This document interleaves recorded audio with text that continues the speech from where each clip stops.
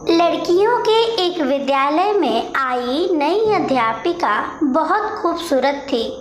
बस उम्र थोड़ी अधिक हो रही थी, लेकिन उसने अभी तक शादी नहीं की थी। सभी छात्राएं उसे देखकर तरह तरह के अनुमान लगाया करती थी। एक दिन किसी कार्यक्रम के दौरान जब छात्राएं उसके इर्द गिर्द खड़ी थी, तो एक छात्रा ने बातों बातों में ही उससे पूछ लिया कि मैडम, आपने अभी तक शादी क्यों नहीं की? अध्यापिका ने कहा, पहले एक कहानी सुनाती हूँ। एक महिला को बेटे होने के लालच में लगातार 5 बेटियां ही पैदा होती रही। जब 6वीं बार वो गर्भवती हुई तो पति ने उसको धमकी दी कि अगर इस बार भी बेटी हुई तो उस बेटी को बाहर किसी सड़क या चौक पर फेंक आऊँगा। महिला अकेले में रोती हुई भगवान से प्रार्थना करने लगी, क्योंकि यह उसके बस की बात नहीं थी कि अपनी इच्छानुसार बेटा पैदा कर देती। इस बार भी बेटी ही पैदा हुई। पति ने नवजात बेटी को उठाया और रात के अंधेरे में शहर के बीचों बीच चौक पर रखाया। माँ पूरी रात उस नन्ही सी जान के लिए रो रो कर दुआ करती रही। दूसरे दिन सुबह पिता जब चौक पर बेटी को देखने पहुँचा तो देखा कि बच्ची वहीं पड़ी है। उसे जीवित रखने के लिए बाप बेटी को वापस घर ले आया, लेकिन दूसरी रात फिर बेटी को उसी चौक पर रखाया।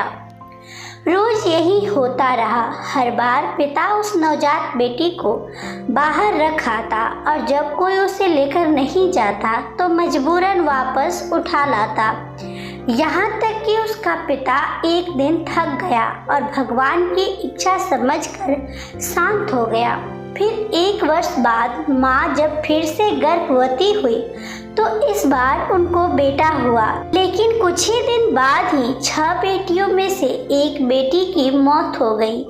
यहाँ तक कि माँ 5 बार गर्भवती हुई और हर बार बेटे ही हुए, लेकिन हर बार उसकी बेटियों में से एक बेटी इस दुनिया से चली जाती। अध्यापिका की आंखों से आंसू गिरने लगे थे। उसने आंसू पोंछकर आगे कहना शुरू किया, अब सिर्फ एक ही बेटी जिंदा बची थी और वो वही बेटी थी जिससे बाप जान छुड़ाना चाह रहा था। एक दिन अचानक माँ भी इस दुनिया से चली गई। इधर 5 बेटे और एक बेटी सब धीरे धीरे बड़े हो गए। अध्यापिका ने फिर कहा, पता है, वो बेटी जो जिंदा बची रही वो मैं ही हूँ। मैंने अभी तक शादी इसलिए नहीं की कि मेरे पिता अब इतने बूढ़े हो गए हैं कि अपने हाथ से खाना भी नहीं खा सकते और अब घर में कोई नहीं है जो उनकी सेवा कर सके। बस मैं ही उनकी सेवा और देखभाल किया करती हूँ।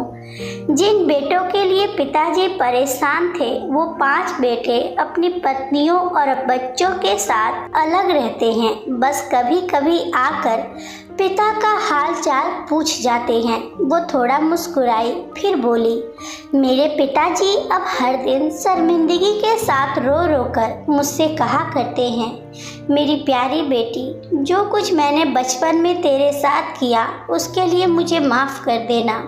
दोस्तों, बेटी की बाप से मोहब्बत के बारे में एक प्यारा सा किस्सा ये भी है कि एक पिता बेटे के साथ खेल रहा था।